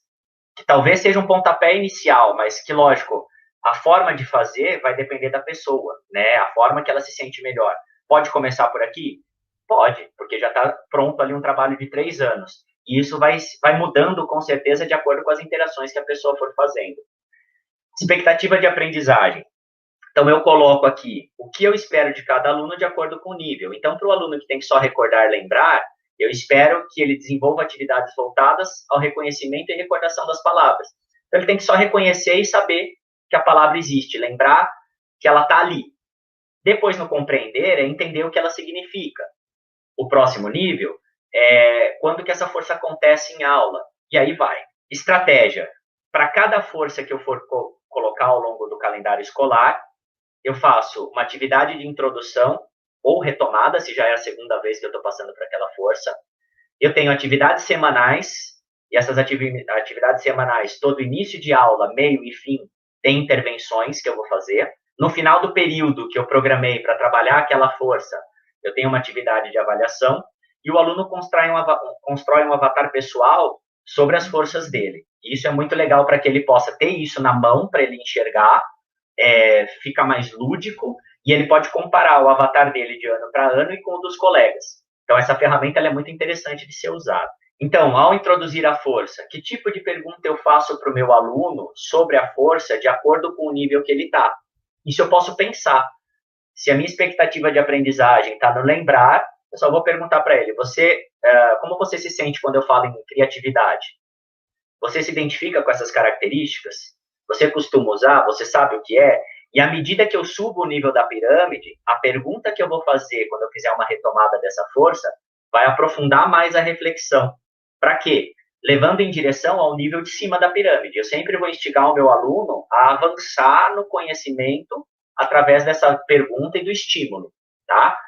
Mais uma vez, aqui eu não consigo trazer todos esses níveis. No livro eu fiz isso, mas não quer dizer que no livro está certo. Está certo não, que no livro é a única maneira. Né? Se você pegar os níveis da pirâmide, você pode estruturar isso para você também, tá? Esse quadrinho é um quadrinho que eu criei para o aluno fazer essa avaliação. Né? Então, introduzi a força, conversei com o grupo sobre o que ela é, como ela funciona. Ele está desse jeitinho porque eu escaneei do próprio livro, tá? Então, essa força é forte, média ou fraca em mim? Ela representa que eu sou? Não me representa tanto assim? Ou não é algo que eu percebo que me importa? Eu uso bastante, me sinto bem quando uso, eu quase não uso e não estou nem aí para ela, uso às vezes. E aí o aluno vai se classificar em fraco, médio ou forte para cada uma das forças, cada vez que eu introduzir uma força ou cada vez que eu retomar uma força. E aí eu vou trabalhando esse autoconhecimento ano a ano. E é aí que eu falo que a cada ano essa ideia do aluno sobre si mesmo, ela vai ganhando qualidade à medida que ele vai entendendo esse processo. Então, pode ser que no começo ele fale sempre que ele é ruim ou que ele é forte, tudo bem. É o processo que vai fazer ele ter esse entendimento. Atividade semanal. Então, como eu falei, acompanhamento é o início da aula prática, e constatações e tarefas é o final da aula. Então, mais uma vez, início da aula, de acordo com o nível do meu aluno, naquele caminho para a quadra, na chamada, naquela conversa inicial, eu solto as perguntas. Para quê? Para ver se ele ainda lembra qual é a palavra que está sendo usada, se é lá no primeiro nível. Para ver se ele melhorou a compreensão dele sobre aquela palavra, se está no segundo nível. Para ver se ele lembra de alguma coisa que aconteceu e que usou a força, se ele está no terceiro nível. Então, eu instigo o aluno e já direciono o olhar dele para lembrar da palavra que está sendo usada, da força que está sendo usada. Esse é o início da aula, esse bate-papo. Durante a aula, de acordo com o nível que o meu aluno está, eu vou ter uma atuação diferente. Então, se ele está lá no recordar, eu vou ser o responsável por mostrar cada vez que aquela força aconteceu durante a aula. E é lógico, à medida que eu vou evoluindo, eu também vou melhorando o meu olhar para fazer isso. Às vezes vai terminar uma aula e você não vai ter visto, porque o seu olhar também vai estar sendo trabalhado aos poucos, e está tudo bem, a sua evolução faz parte do processo. Mas se é compreender, eu posso perguntar para o aluno, que força foi usada agora? Como ela poderia ter sido usada e não foi? Porque eu só estou direcionando o olhar para o foco em solução com o uso da força. No aplicar, eu posso instigar muito mais, vamos parar? Como eu posso usar essa força aqui agora? Ou, como pode ser feito de uma outra maneira usando essa força? Então, de acordo com o nível, eu vou dar um feedback e vou estabelecer uma relação diferente com o meu aluno durante a aula, sem parar a aula, mas chamando a atenção para o uso dessa força, para que eu insira isso na atitude do aluno durante o ano. No final da aula, ou uma roda de conversa, que eu vi que alguns professores fazem, ou no caminho para a sala, só recordar o que aconteceu, né? Então, se está no nível inicial, aconteceu isso assim, assim, assim, lembra na aula, aconteceu dessa maneira em relação às forças. Se está um nível acima, você pergunta para o aluno te falar. E aí a forma que você vai conversar com o aluno no final da aula vai depender do nível que a turma está, para você aprofundar a reflexão sobre o que acabou de acontecer. Chega um determinado nível que eu proponho tarefas de casa. Desde o primeiro dá para a gente propor, porque eu quero impactar a comunidade como um todo. Para atingir professores, o resto da escola, casa, comunidade, à medida que o aluno vai evoluindo, eu vou desafiando ele a usar essa força fora da quadra e trazer o resultado disso. E falo para ele sempre anotar o que aconteceu naquela aula em casa, né? Se ele quiser anotar. O que aconteceu na aula com essa força? Qual o desafio que você se propôs? E aí, no começo da outra aula, eu peço para ele dar um feedback. Você usou de uma outra maneira? O que você fez? Como foi? Qual foi o resultado? No começo não anda. Mas à medida que um faz, o outro faz, e ele fala, poxa, eu trabalhei essa força assim em casa, tive esse resultado. Aí o outro quer falar também. E aí você começa a aguçar o interesse. Eu impacto a família, eu impacto a comunidade, eu impacto o outro professor. Então, por exemplo, quando a gente falou de gratidão, uma turma resolveu demonstrar gratidão para os professores. E aí os professores falaram, o que você está aprontando que todo aluno só fala disso? Gerei um impacto positivo na relação. Então, está só na quadra? Não. Mas a gratidão, ela acontece dentro da quadra no agradecer a ajuda de alguém, por exemplo, mas ela também vai acontecer em casa à medida que o aluno começa a ter essa condição. E se eu passei pelas 24 forças, ele vai explorar isso em todas as áreas da vida dele, cada vez de uma maneira mais qualificada, tá? Atividade de avaliação. No final do período, antes de ir para a quadra, eu pego aquela força que foi trabalhada e lembro o que aconteceu. Peço para eles pegarem as anotações, se eles tiverem. Eu tenho normalmente algumas anotações. E aí, qual foi a força trabalhada? Né? E aí eu vejo, se ele estava no recordar, ele já chegou no nível acima, ele já entendeu melhor a força. Então, o tipo de pergunta que eu vou fazer nessa hora é mais para validar se houve um impacto ou não no entendimento daquela força. Mas o aluno vai recordar o que aconteceu com o uso dessa força nessa nossa conversa. Mais uma vez, eu já crio as perguntas que eu vou fazer de acordo com o nível lá no começo, para validar a minha expectativa de aprendizagem, naquela ordem que eu falei nos slides anteriores, né? Essa estrutura você pode criar com as suas palavras de acordo com o nível da taxonomia de Bloom, tá bom? Esse é o avatar. Então, eu peço para o aluno criar um bonequinho. Ali embaixo, naqueles quadrinhos, o aluno, ao longo do ano, não foi colocando cada força, se é fraco, médio ou forte. Ele vai passar aquele resultado ali para aqueles quadrinhos. E aí eu vou pedir para ele pegar as 5 principais forças dele e representar nesse boneco. Na hora que ele for montar o avatar, pintando, colando, desenhando, da forma que ele quiser, ele vai pensar nas 5 principais forças dele e representar nesse bonequinho de alguma maneira, com superpoderes, coisas em volta, o que ele quiser, né? Ele pôs as 24 forças como forte no começo, tá tudo bem. Escolhe só 5 delas agora. Aí eu estou direcionando o olhar dele para aquilo que ele acha que é mais importante. Ano a ano, isso vai se transformando e ele vai qualificando essa visão. E ele pode comparar. E ele tem lá, quem sou eu como super-herói com os meus superpoderes? né? Então, isso traz uma realidade, fica mais palpável para ele, e ele pode comparar com os colegas. Traz um resultado muito legal. Em cima, os resultados do teste de força é relacionado ao próximo slide, Flávia.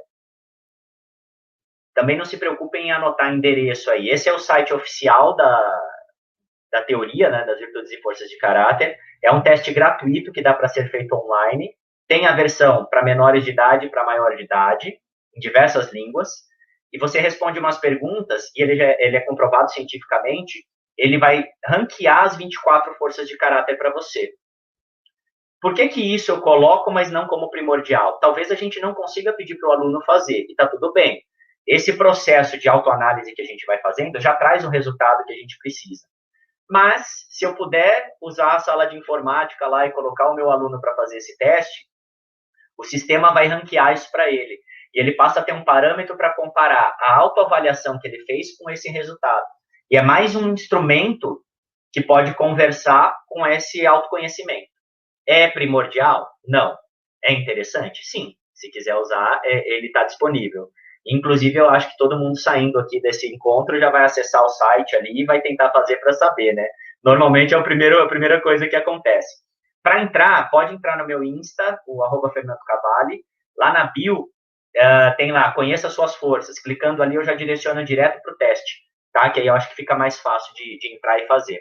Só cuidado, crianças de 10 a 13 anos, o site diz que é necessário uma autorização dos pais. A partir de 14 anos, não, porque ele também precisa ter um e-mail, tá? Então, se for fazer essa dinâmica, tomar cuidado com isso. Crianças abaixo de 10 anos podem fazer, precisaria ter a intervenção dos pais explicando as perguntas. Então, o resultado ele pode ser um pouquinho alterado, porque vai ter a intervenção de alguém explicando a pergunta. Mas dá para fazer também. Esse é meu livro, foi nele que eu me baseei para fazer a palestra. Esse QR Code acessa um vídeo eu explicando um pouquinho sobre o livro também. Tá? Quem quiser conhecer mais sobre a teoria, saber mais sobre o assunto, de como esse livro está estruturado, pode passar, por favor, Flávia. Essas são minhas redes sociais, tá? Então, aquele QR Code acessa direto o meu Linktree, que tem acesso a todas as redes, o teste das forças de caráter, mas em qualquer uma delas eu estou disponível para bater um papinho. Recomendo acessarem no blog, no Linktree tem também ali do Instagram, um artigo que eu escrevi sobre as virtudes e forças de caráter, porque nele eu coloco um vídeo com uma avaliação qualitativa, os alunos falando o impacto que eles tiveram ao passar por esse processo comigo. E é muito legal ver essa análise do aluno, essa autoanálise do aluno. E tem um rap que um aluno fez, e a letra ele fez em cima dos conhecimentos que ele teve durante o projeto. E ficou muito legal. Também tem nesse link, depois eu posso passar o link direto para vocês até. Seria muito legal vocês olharem o resultado final com o aluno falando. Tá bom? É isso, acho que deu no limite, mas eu consegui dar conta de todo o conteúdo e fico à disposição para mais informações sempre que necessário. Obrigado, gente. Então, Fernando, tem uma pergunta que realmente é pertinente e que todos nós também realmente queremos saber um pouquinho de como podemos envolver as demais disciplinas junto com a educação física nesse processo. Uma coisa interessante do convite de falar com outras áreas por que esse livro existiu? Olha que engraçado. Um dia antes de darem o lockdown aqui em São Paulo, eu estava com um amigo tomando um café e ele é da Fundação Lehman, da Oracle Education, é um cara muito legal, assim, muito estudioso, e eu comecei a falar sobre o que eu estava fazendo. E aí ele teve essa reação que vocês me falaram, assim, poxa, dá pra ver que você gosta do que faz e você fez. Por que você não faz um livro? Eu falei, você tá maluco? Eu vou escrever um livro? Eu não escrevo nem carta pra minha esposa no aniversário, eu vou escrever um livro inteiro, tá? Aí ele falou, não, eu te ajudo, tal, e ele mexe com linguística, né? E aí eu comecei a escrever, só que eu queria escrever para educação. E ele falou, Fernando, eu vou te falar uma coisa, isso tem que ser para educação, mas vai para a educação física. Ele falou, porque existem muitos materiais voltados para a educação em relação à competência socioemocional. Só que o nicho da educação física não tem nada. Ele falou, infelizmente, a educação física, os materiais são assim, quais são as atividades que eu posso fazer com o meu aluno? E aí é um rol de atividades para eu pegar e fazer. Não tem esse tipo de material, assim, atualizado e tal. Falei, então, tá bom. Mas por que eu falei nesse assunto? Porque tudo o que eu fiz foi pensando na escola. A ideia é que isso possa acontecer na escola, né? Então, eu tenho uma fala de educação física aqui, pela orientação que ele me deu, mas a adaptação para a escola é perfeitamente possível. Mas esse conselho dele foi legal, porque eu entendi uma coisa que eu fiz meio que instintivamente, e agora eu foco muito nisso. A gente não consegue abertura com os professores, com o coordenador, com o diretor, com a escola particular, é difícil. Quem que vai dar abertura para mim se eu souber trabalhar? A criança. Só que o que eu vou fazer? Eu vou impactar um ambiente de uma forma muito forte. Esses discursos que eu falo que os meus alunos fizeram, tá lá no blog, dá para perceber isso. E o que começou a acontecer? Que é a resposta de uma das perguntas sobre envolver as outras áreas. O que começou a acontecer nisso daí? O meu aluno começou a se modificar. O meu aluno começou a ter interações melhores. O meu aluno começou a fazer coisas com os outros professores que ele não fazia antes. Ele começou a mudar a postura na escola, começou a mudar a postura no bairro, na família. Aí o que começou a acontecer? Reunião de pais, que antes eu era aquele professor que ficava no corredor, porque o professor de educação física, ele fica no corredor, ele não participa de reunião, né? Mas os pais começaram a sair da reunião e falar, quem é o professor Fernando de educação física? Muito obrigado, professor. Meu filho mudou assim. E aí os pais começaram a me procurar. Aí daqui a pouco um professor falou, isso é coisa sua, né? O quê? O aluno hoje me viu de cabeça baixa no corredor, me perguntou se eu estava bem. E aí eu respondi que estava, ele falou, não, olha no meu olho, professor, tá tudo bem mesmo? Ele falou, isso é coisa sua. Então, você começa a chamar a atenção. E quando eu falo no livro da taxonomia de Bloom, quando a gente chega no último nível, que é o criar, a minha ideia ali é que isso seja uma nova cultura dentro da escola, o que a gente chama de instituição positiva, tá? Porque as pessoas começaram a olhar para isso, e aí não importa mais se eu vou trabalhar a força 1, 2, 3 ou 4 ao longo do mês. Importa que eu vou ter projetos para impactar a escola com essa visão. Esse é o nível final. Inclusive, tem um capítulo que fala só do nível criar, que é baseado numa experiência que já aconteceu em uma outra instituição, que fala tudo que precisa ter numa instituição para ela ser uma instituição positiva. Mas eu já preparei o meu aluno para ser o cara que vai ser o protagonista dessa instituição. Porque ele está caminhando comigo, e quando ele chegar nesse estágio, todo mundo vai querer. Só que é o aluno que tem essa ferramenta para transformar o ambiente. Então, é lindo. Muitos vão falar que é utópico, mas eu já cheguei em boa parte dessa pirâmide e deu resultado e está dando. Então, eu não acredito que é utópico, não. Eu acho que é um caminhar, e é possível. A melhor forma de desenvolver o assunto com os alunos online. E aí tem também como avaliar no remoto. Na verdade, assim, eu tive que passar isso, descobrir isso na prática, né? Porque a fragilidade do mundo fez com que tudo aquilo que eu estava fazendo na quadra acabasse durante a escrita de um livro, e falei, agora, como é que você faz isso desse outro jeito aí? E não só isso, né? Porque educação física, como a gente falou, é uma loucura a ideia de fazer o que a gente está fazendo, né? E várias etapas, né? Primeiro só online, depois online presencial, agora eu estou na quadra com um notebook na câmera na quadra, falando com um aluno em casa. Então, cada hora é uma novidade. Mas é bom porque é em cima desse caos que a gente se reinventa e desenvolve, né? Eu acho que é bom.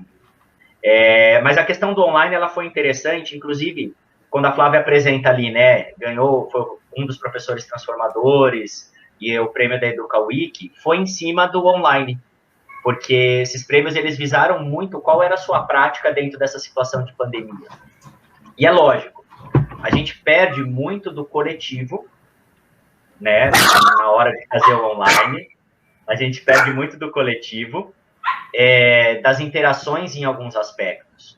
Mas, o que eu fiz para continuar com esse processo? Primeiro que pegou num momento em que era a base da pirâmide para os meus alunos ali, que era o lembrar, praticamente o conhecer. Então, isso não me impede de trabalhar as palavras, né? Então, eu mantive isso muito forte, né? Eu colocava uma situação, e aí eu tenho vários formatos de aula online, né? E eu acho que todas vão se encaixar, porque eu tenho que pôr a aula no papel para o aluno que não tem internet pegar na escola, eu tenho que postar no Google Classroom para o aluno pegar, e eu tenho que fazer a aula ao vivo com o aluno. Eu tenho as 3 situações, dependendo da escola que eu estou, né? e hoje o presencial híbrido, então todas funcionaram. O que eu faço? O seu conteúdo normal ali que você vai abordar está colocado, e eu abordo a palavra para o aluno saber que ela existe. E aí eu aprofundo um pouco essa palavra, dependendo da força, você vai ter um acesso diferente à situação. Você pode criar isso naquele momento se você ainda não começou a trabalhar. Então, como eu já estou há algum tempo trabalhando, eu sei o momento em que uma força pode ser mais útil para mim. Então, quando eu pego os Jogos Olímpicos, que eu vou trabalhar os valores olímpicos, eu tenho como conectar diversas forças. Então, dependendo do nível que o meu aluno está, é só falar. Mas dependendo do nível que ele está, é compreender o que essa força quer dizer. É o aplicar. Então, onde, de repente, qual força que eu posso citar aqui? De repente, o amor ao aprendizado vai entrar, né, impactando ali. Poxa, eu contei alguma coisa ali, ele pode aprofundar um conteúdo e trazer um feedback para mim sobre aquele conteúdo. Ele pode mostrar as áreas de interesse dele e trazer um conteúdo para mim. Onde que a curiosidade vai entrar? Poxa, eu falei lá do skate, e aí a gente tem uma menina de 12 anos que vai para os Jogos Olímpicos, né? Então, aprofunda na carreira dessa menina. O que disso que a gente fez te traz mais curiosidade para você aprofundar e trazer para mim, né? Então, aquilo que acontecia na prática, na aula, que eu ia intervir junto com o movimento, eu tenho um distanciamento. Então, eu tenho que estimular o olhar dele para pegar aquela força e falar, legal, e dentro disso que a gente está fazendo, onde você pode usar. Então, houve essa adaptação. E isso cabe tanto no papel, quanto no post, quanto na aula online, né? O que é importante, que aqui eu trago no livro, é a gente começar a entender onde as forças acontecem. Então, por exemplo, criatividade, incentivar os alunos a criarem regras para um jogo, incentivar os alunos a criarem condições agradáveis para resolver uma discussão, incentivar os alunos a adaptarem materiais para realizarem uma modalidade. Então, olha que legal, eu estou falando lá de brincadeiras, ou de jogos, bem legal essa ideia. Aí eu estou falando de badminton, né? Ao invés de eu já adaptar o material e falar para o aluno, eu explico o badminton, eu mostro tal, e desafio o aluno a criar para ele trazer para mim. Eu estou falando de criatividade, né? Então, dependendo da palavra que eu estou usando, eu vou fazer essa estratégia de interação. Eu não vou entregar para o aluno, eu vou pedir dele e depois eu faço essa troca, né? Então, eu consegui abordar dessa maneira com o aluno. E aí, dependendo do nível que ele está, eu aprofundo. Então, como a gente estava na questão da pandemia, mais do que falar da educação física, quando você vai falar de perdão, de gratidão, de apreciação da beleza, a gente começa a falar de coisas no momento muito importantes para a saúde mental. Então, eu estimulava o aluno a fazer ações em família, por WhatsApp, à distância, com um parente que estava isolado, né?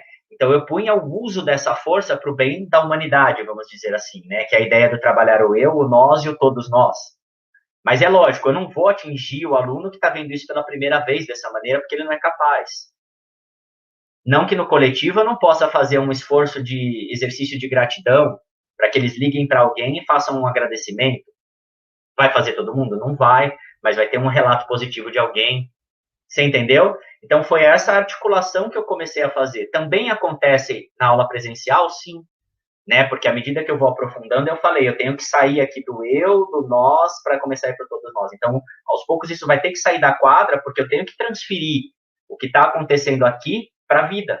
Senão, não tem conexão, não faz sentido. Mas eu não posso começar por aí, porque ele não vai conseguir. Eu tenho que começar do básico, né? Então, eu não sei se eu respondo dessa forma a questão do online, mas é facilmente adaptável isso dentro desse processo. Eu perco o estímulo da prática ali, em grupo, mas eu transformo isso direcionando o olhar do aluno. Conseguir fazer essa adaptação sem perder ali, de verdade, né, o que é o foco, né, o que está de interesse ali, o que é a habilidade a ser, né, conquistada ali, ser desenvolvida. E a avaliação é muito subjetiva.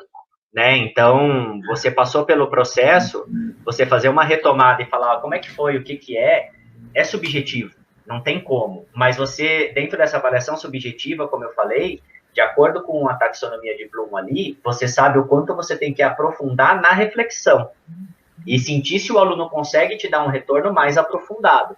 Então, vai impactar o tempo que você está trabalhando isso com o aluno e vai impactar a maturidade do aluno, a idade, lógico.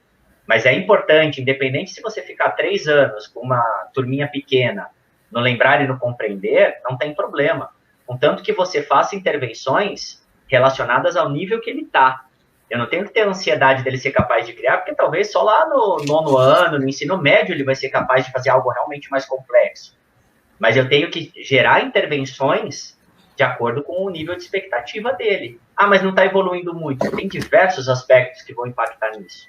Mas eu tenho que dar situações ali que engajem o aluno. E se eu fizer algo que está acima da expectativa demais, ele não vai engajar. Né? Então, eu costumo dizer, né? Eu não, né? Acho que todos agora já entendemos isso, né? A avaliação não é um exame para eu pontuar o aluno e saber se ele é capaz ou não, se ele aprendeu ou não. A avaliação é algo que vai me dar parâmetro para eu saber me relacionar com o aluno da maneira que eu vou impactar a vida dele. Né? Essa que é a ideia de graduar ali e tudo mais. Não é ver se ele avançou para eu cobrar isso numa nota. É para eu saber como eu tenho que impactar o cara para ele evoluir, né? Exatamente. Queria agradecer ao professor Fernando, que veio aqui abrilhantar a nossa TPC, com um tema muito importante, né, que é o socioemocional, as competências socioemocionais. E muito obrigada, professor, a sua contribuição foi muito rica. Obrigada. Passo a palavra para a Edneia.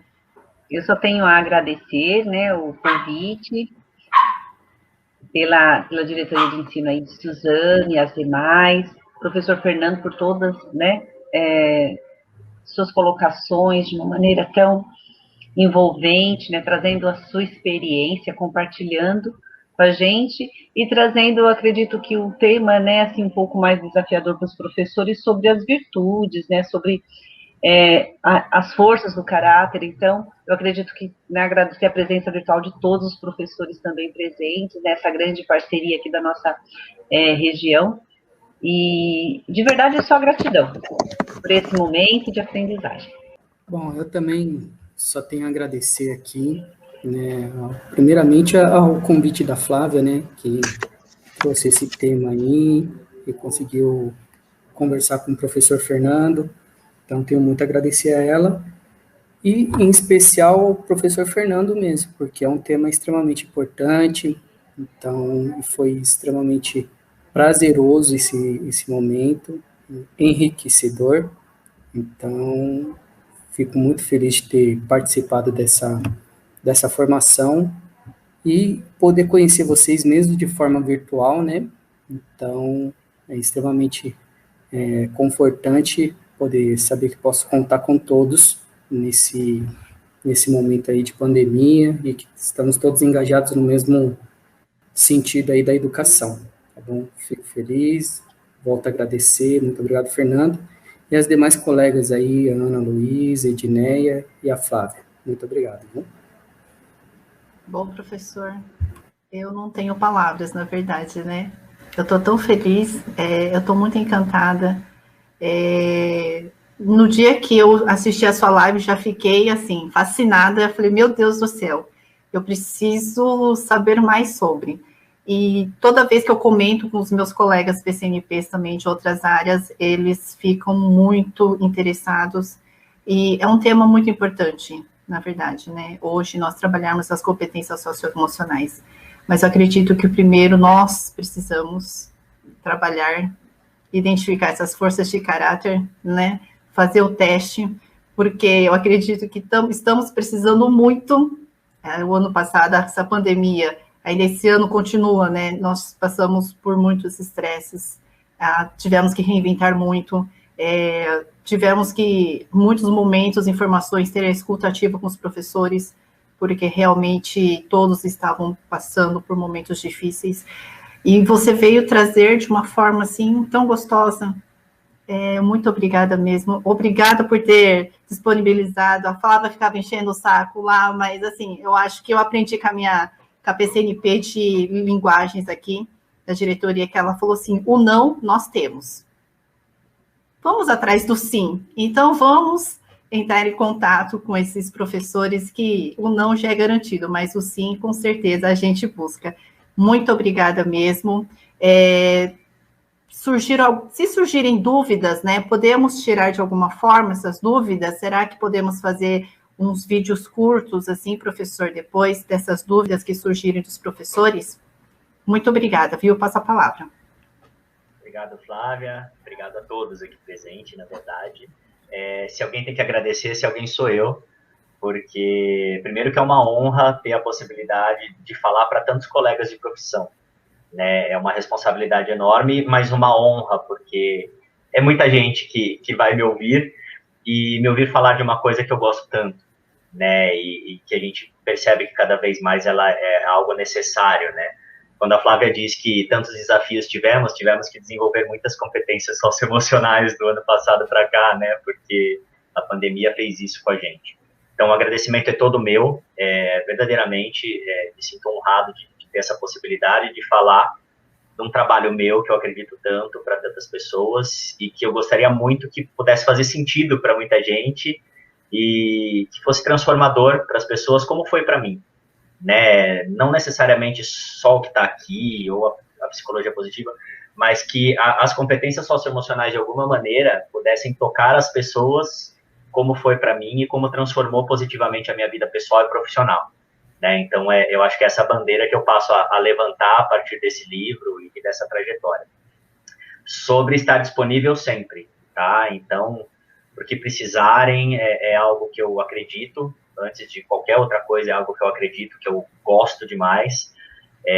Então, eu estou disponível para gravar vídeos, para fazer lives, estou com vocês porque vocês precisarem sempre, tá bom? As redes sociais também, então, qualquer professor que quiser falar lá comigo, como a Flávia fez, né, estou lá disponível. Se eu não responder, é porque realmente eu estou em aula, e a gente sabe como isso é, mas eu sempre respondo todas as mensagens, e gostaria muito de feedback, assim, porque é uma coisa que a gente já conversou muito, né, esse passo que eu estou dando agora, nesse momento, é algo de levar uma realidade que foi minha para os outros. E eu acho que o coletivo tem a capacidade de fortalecer isso e de melhorar muito, né? Então, essas trocas são muito ricas nesses encontros e os feedbacks também, porque são a possibilidade da gente criar novas estratégias, de qualificar alguma coisa, de fazer no coletivo, e é algo que eu acredito muito.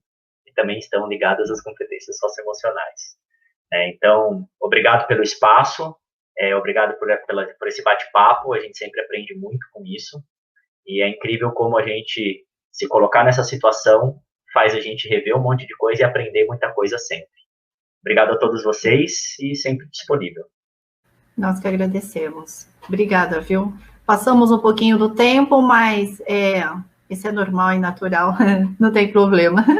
Obrigada, viu, gente?